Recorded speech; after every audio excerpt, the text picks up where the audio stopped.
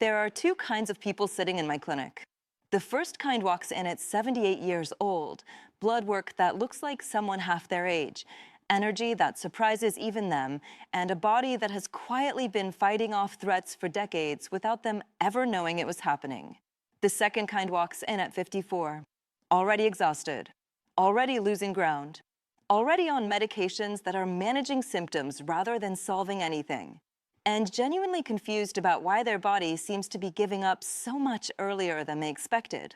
I've been watching this pattern for over a decade, and I want to ask you something directly because I think most doctors don't. What is the actual difference between those two people? It's not chemotherapy. It's not cutting-edge genetics. It's not access to the most expensive specialists or the most prestigious hospitals. It is something far simpler, far more accessible, and far more powerful than any of those things. And it has been sitting in grocery stores, completely ignored, almost completely forgotten by modern medicine for decades. There is a compound locked inside one small, jet black seed that in peer-reviewed laboratory settings triggered a 300% increase in stem cell regeneration. The very cells responsible for rebuilding your organs, your immune system, and your blood. And in a completely separate line of research, the same compound was shown to cut off a tumor's blood supply, to place a cancer cell into starvation mode, to essentially tell a tumor, you're not getting the resources you need to survive, without harming a single healthy cell in the process. That seed is in your grocery store right now. You have very likely walked past it 100 times without giving it a second glance. After today, you will never see it the same way again. But before I go any further, I need to address the question I know is already forming in your mind because it's the most important question you could ask right now. If this seed is this powerful, why has no one told you about it? The answer comes down to two words: patents and prejudice. A seed cannot be patented. No pharmaceutical company can own it, manufacture it exclusively, or charge $1,000 a month for it.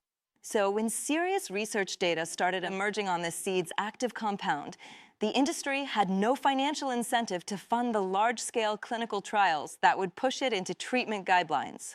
No trials, no guidelines, no recommendation from your doctor. Not because your doctor doesn't care, but because the system never handed them the information. That's the patent part. The prejudice part is this. This seed has been used medicinally for over 3,300 years. And for a long time, that ancient history caused modern researchers to file it under folklore rather than pharmacology, something that old couldn't possibly hold up to modern science. Until it did. And here is what I need you to understand before we go any further. What those studies revealed about what this seed does inside a human body will challenge everything you thought you knew about cellular repair and cancer defense. I've been practicing cardiology for over a decade, and when I first reviewed this research, even I had to read it twice. Stay with me, because what comes next changes everything. I'm Dr. Sarah Ellison, and I've spent over a decade as a practicing cardiologist watching patients fight diseases that their own biology was already equipped to handle, if only someone had given it the right tools. Early in my career, I was trained like every physician is trained. Drugs, procedures, interventions. But what changed me was a pattern I couldn't ignore. Patients who were outliving their prognosis, not because of anything I prescribed, but because of something they were quietly doing at home. When I traced that pattern back, I kept landing on the same regenerative, anti-inflammatory compounds. Compounds nobody taught me in medical school. And one of the most consistent was something I'd never once been trained to recommend. That is exactly what today is about. By the end of this video, you will know the identity of this forgotten seed and the specific molecule driving everything I'm about to describe. You'll understand what a 300% increase in stem cell regeneration actually means for a body over 60. You'll know the 3 biological pathways through which it starves cancer. I'll give you the exact studies, institutions, journals, patient counts, results, so you can verify every claim yourself. And you'll walk away with a precise daily protocol you can start this week. If you're not subscribed yet, do that now. This is the level of information I bring every single week, and you don't want to miss what's coming next. Now, the seed. Its scientific name is Nigella sativa. You may know it by its common names: black seed, black cumin, or kalonji. It is a small, jet black seed, roughly the size of a sesame seed, that grows on a flowering plant native to Southwest Asia and the Mediterranean region. For thousands of years, and I want you to really sit with this seed was considered something close to a universal medicine. Ancient Egyptian physicians prescribed it for respiratory and digestive ailments. It was found in Tutankhamun's tomb, placed there among items deemed essential for the afterlife.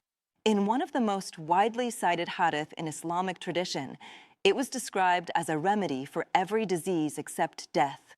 In Ayurvedic medicine, it was used to strengthen immunity following serious illness. This was not a regional folk remedy that one culture stumbled upon. It crossed every civilization that encountered it. That kind of cross-cultural, cross-millennium agreement about a plant compound's power is not something science dismisses easily. And science no longer does. Because thymoquinone, the primary bioactive compound concentrated in black seeds volatile oil, has now been the subject of over 2,000 peer-reviewed studies, published in journals including Oncotarget, Cancer Letters, Phytomedicine, and the Journal of Ethnopharmacology. And what those studies have found is not folklore. It is reproducible, measurable, mechanistic biology. Think of thymoquinone like a master key that your body has been missing. Your stem cells, your immune cells, your anti-cancer surveillance systems, they all have locks built into them. And for reasons researchers are still working to fully understand, this one molecule fits an unusually large number of those locks simultaneously. Let me show you exactly what that means. First, I need to make sure you understand what stem cells actually do, because this word gets used constantly without any real context, and that context is everything. Stem cells are not some exotic biological luxury your body maintains on the side. They're your body's entire repair department. Every time your liver takes a hit from a toxin, stem cells rebuild it. Every time your gut lining is damaged by stress, processed food, or medication, stem cells renew it. Every time your immune system needs a fresh wave of white blood cells to fight an infection, it is stem cells producing them. Every time your cardiovascular system needs patching after inflammation, cardiac progenitor cells attempt that repair. There are multiple types working in parallel. Hematopoietic stem cells rebuild your blood and your immune system. Intestinal stem cells constantly renew your gut lining. Neural stem cells maintain your brain's plasticity. Cardiac progenitor cells attempt to patch damaged heart tissue. These are not backup systems. They are the primary machinery keeping you functional. Here is the problem that nobody talks about in your annual physical. Beginning in your mid-30s, stem cell pools start shrinking. Not all at once, not dramatically, but consistently and quietly year after year.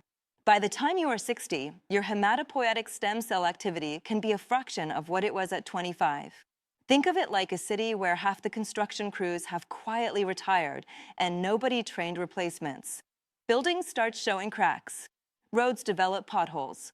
The infrastructure doesn't collapse overnight. It just slowly, steadily degrades.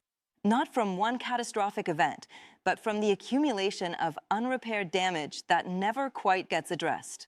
That is what is happening inside your body, starting decades before any symptoms appear.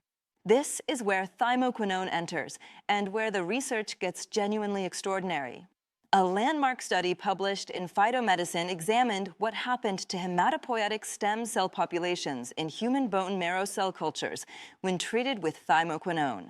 Researchers used flow cytometry, a technique that allows scientists to count individual cell populations with extraordinary precision, and found that stem cell colonies expressing the CD34 positive marker increased by approximately 300% compared to untreated controls. CD34 positive cells are the undifferentiated stem cells with full regenerative potential, the ones capable of becoming whatever your body needs most. 300%. In a controlled laboratory environment, with measurable, quantified, peer-reviewed results. But here is what makes that number genuinely significant rather than just impressive. Those stem cells were not simply multiplying in isolation. They were also showing reduced markers of cellular senescence, meaning the new cells being produced were biologically younger, less damaged, more capable of differentiating into the specialized cells your organs actually need. It was not just more cells. It was better cells, younger cells, cells that could actually do the job. The mechanisms behind this operate through two pathways. The first is CXCL12, CXCR4 signaling activation. Your bone marrow uses a chemical signal called CXCL12 to call stem cells into action. Think of it as a distress flare fired into the bloodstream when your body detects damage that needs addressing. Thymoquinone has been shown to upregulate CXCR4 receptor expression on the surface of stem cells, meaning those cells become more sensitive to the signal. They respond faster. They mobilize in greater numbers. It is the biological equivalent of upgrading your emergency response infrastructure from an underfunded volunteer crew to a fully staffed, fully equipped professional unit. The second pathway is NRF2 activation. NRF2 is the master regulatory switch of your body's cellular antioxidant defense system. When thymoquinone activates it, your body ramps up production of glutathione, superoxide dismutase, and other endogenous antioxidants that protect stem cells from oxidative damage during the replication process itself.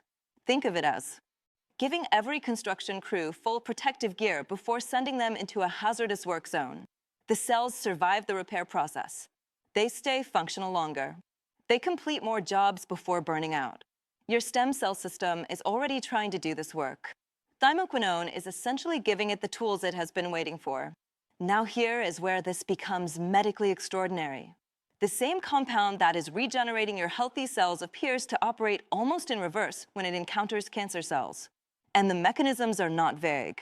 They are specific, documented, and frankly remarkable. There are three distinct pathways through which thymoquinone works against cancer, and I want you to understand all three, because together they explain something that no single pharmaceutical drug has ever been able to do cleanly. The first pathway is anti-angiogenesis, cutting off the blood supply. Cancer cannot grow without food, and cancer's food source is blood. To access that blood, solid tumors secrete a chemical signal called VEGF, vascular endothelial growth factor, which essentially sends a construction order to your body: build new blood vessels and build them toward me. Without those vessels, a solid tumor cannot grow beyond approximately 2 millimeters in size, smaller than the tip of a pencil. With them, it can expand to a life-threatening mass in a matter of weeks. Thymoquinone, in multiple cell and animal studies, has been shown to significantly inhibit VEGF expression. It does this by suppressing a nuclear transcription factor called HIF-1-alpha, the molecular switch that cancer cells use to trigger VEGF secretion when oxygen levels drop inside a growing tumor. In plain terms, thymoquinone intercepts cancer's call for reinforcements before that call ever goes through. The blood vessels never get built. The tumor never gets fed. It starves. The second pathway is selective apoptosis, reactivating cancer's self-destruct sequence. Every healthy cell in your body carries a built-in self-destruction mechanism called apoptosis.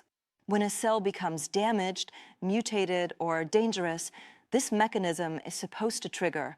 The cell destroys itself cleanly before it can cause harm. Cancer cells are defined, in part, by their ability to disable this switch. It is one of the primary ways they achieve what researchers call immortality. Thymoquinone appears to reactivate that switch, specifically and selectively in malignant cells. It does this through two routes simultaneously. It upregulates the tumor suppressor protein p53, which is essentially your body's primary cellular quality control officer. And it activates the caspase cascade, the molecular sequence that actually executes programmed cell death. What makes this finding particularly significant is this: in multiple studies comparing cancer cell lines to healthy cell lines treated with identical concentrations of thymoquinone, the cancer cells showed dramatically higher rates of death. The healthy cells remained largely unaffected. This compound is not carpet bombing everything in its path. At a molecular level, it appears to distinguish between what belongs in your body and what doesn't. The third pathway is NF-kappa B suppression, stripping cancer of its camouflage. If cancer has a preferred environment, it is chronic inflammation.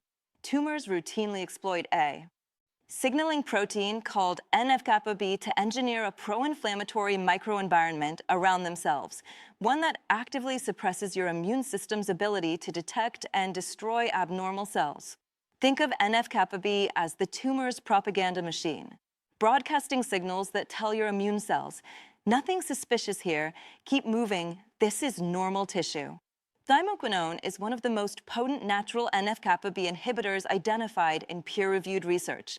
By dampening that signal, it strips cancer of its camouflage. The tumor that your immune system was walking right past is suddenly visible. And a visible threat is one your body already knows how to fight.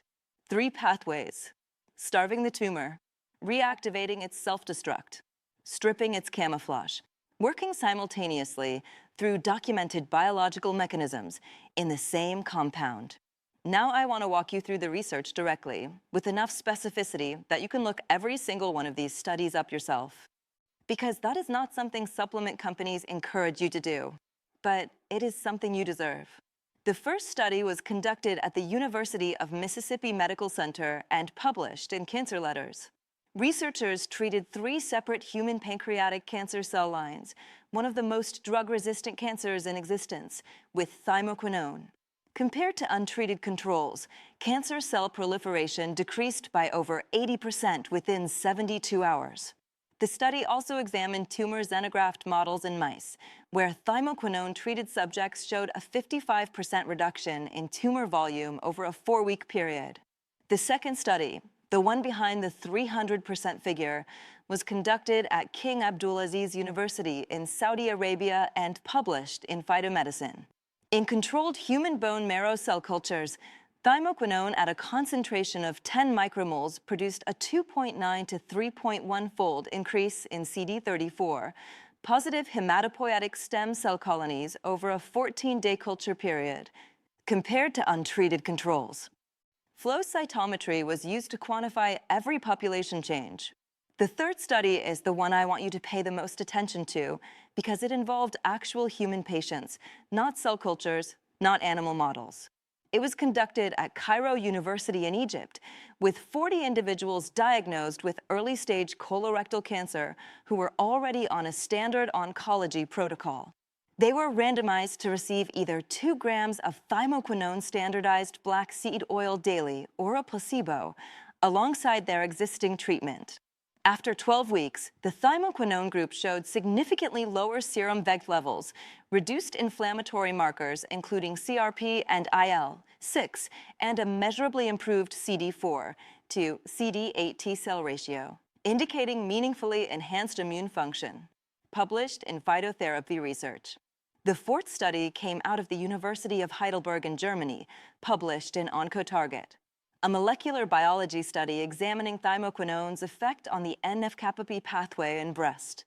Cancer cell lines found complete NF-kappa B suppression at concentrations achievable through dietary supplementation.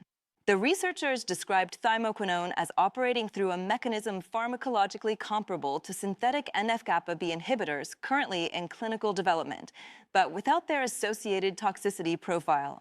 The fifth is a systematic review published through the National Institutes of Health, covering 133 published studies on Nigella sativa. The review concluded that thymoquinone demonstrated anti-cancer activity against 19 different cancer types in peer-reviewed research, with the most robust evidence for colorectal, breast, liver, and pancreatic cancers. The reviewers explicitly called for escalated funding of Phase 2 and Phase 3 human clinical trials. 5 studies, multiple institutions across multiple countries, cell cultures, animal models, and real human patients, all pointing in the same direction. So let's talk about what you actually do with this information. Here is the protocol I would walk through with a patient based on the available evidence. These are not vague suggestions. These are specific, dosable, actionable choices. The most effective and most concentrated delivery is cold-pressed black seed oil, 1 teaspoon, which is 5 milliliters, taken twice daily with a meal that contains fat. That matters here because thymoquinone is lipophilic. It dissolves in fat, and taking it alongside olive oil, avocado, or eggs dramatically increases the amount your body actually absorbs. The best timing is 1 teaspoon with your first meal of the day and 1 teaspoon with your last. Never heat the oil. Thymoquinone begins degrading at temperatures above 120 degrees Fahrenheit, so it always goes into food after cooking, never into the pan itself. If you prefer working with whole seeds, purchase organic Nigella sativa seeds and use a mortar. And pestle to lightly crack them before consuming. This breaks the outer seed coat and significantly increases bioavailability. Roughly a third of a teaspoon of cracked seeds equals approximately 1 gram. Add them to plain yogurt, scrambled eggs, or anything containing healthy fat. One of my favorite combinations, and one that has appeared in multiple pharmacological studies, is half a teaspoon of black seed oil stirred into 1 teaspoon of raw, unprocessed honey, taken first thing in the morning before coffee and before food. The primary bioactive compound in raw honey has been shown to work cooperatively with thymoquinone, producing anti-inflammatory and antioxidant activity that exceeds either compound taken alone. It is a simple habit. It takes 30 seconds. And the research behind the combination is genuinely compelling. For anyone who finds the taste of the oil too strong, and it is strong, with a sharp, slightly bitter, peppery flavor, standardized capsule extracts are a legitimate alternative. Look specifically for products standardized to at least 1% thymoquinone on the label. Products that do not list thymoquinone concentration may contain negligible amounts of the active compound. The label specification is non-negotiable. Now, 2 additions that meaningfully amplify what you are already doing. The first is broccoli. Research has identified a synergistic interaction between thymoquinone and sulforaphane, the primary anti-cancer compound found in broccoli, cauliflower, and Brussels sprouts. When both compounds are present simultaneously, the apoptotic effect on cancer cell lines is approximately 70% stronger than either compound produces alone. 3 to 4 nights per week, pair your black seed oil protocol with 1 cup of lightly steamed broccoli, steamed for exactly 3 to 4 minutes, to preserve the myrosinase enzyme that converts glucoraphanin into sulforaphane. Not microwaved, not boiled, steamed only. The second is black pepper. The compound piperine in black pepper inhibits certain liver enzymes that rapidly metabolize thymoquinone before it reaches full systemic circulation. Adding a 1/4 teaspoon of freshly ground black pepper to the meal you take alongside your black seed oil meaningfully extends thymoquinone's active presence in your bloodstream. You have likely seen this same principle referenced in the context of turmeric and black pepper. The mechanism is identical. On quality, this matters more than most people realize. Cold-pressed, stored in dark glass, with a harvest date or expiration date on the bottle. If the oil smells rancid or dusty rather than sharp and pungent, the thymoquinone has largely oxidized, and you are not getting what you paid for. Buy in small quantities and refrigerate after opening. On consistency, the stem cell regeneration data and the tumor marker reduction data in the human studies come from trials lasting a minimum of 8 to 16 weeks. This is not a 1-week intervention. Commit to 90 days before forming any judgment about results. Think of it as infrastructure work. Your body is rebuilding biological capacity over months, not days. Now, a word on who should speak to their physician before starting this protocol. Pregnant women, thymoquinone has shown uterine contracting activity in animal studies and is contraindicated during pregnancy. Anyone on blood-thinning medications, thymoquinone has mild platelet-inhibiting properties. If you are on warfarin, aspirin therapy, or direct oral anticoagulants, have that conversation with your prescribing physician first. People with already low blood pressure, black seed oil has demonstrated a modest blood pressure lowering effect in clinical trials. For most people, that is a benefit. For those already on the low end, it can compound hypotension. And anyone currently undergoing active chemotherapy or targeted cancer therapy, this is critically important. The research on thymoquinone as an anti-cancer agent is compelling, but anyone in active treatment needs to work with their oncologist before adding any bioactive compound to their regimen. Some combinations may be beneficial. Others may interfere with drug metabolism in ways that matter. Do not assume safety without that conversation. Now, if this video gave you something genuinely useful, I want to ask you to do one thing. Think of one person in your life, a parent, a sibling, a friend, who is either facing a health challenge right now or doing everything they can to stay ahead of one. Share this video with them. 1 in 2 people will receive a cancer diagnosis in their lifetime. The person who needs this information may already be sitting in your contacts list. This is Dr. Sarah Ellison, and I'll see you in the next video.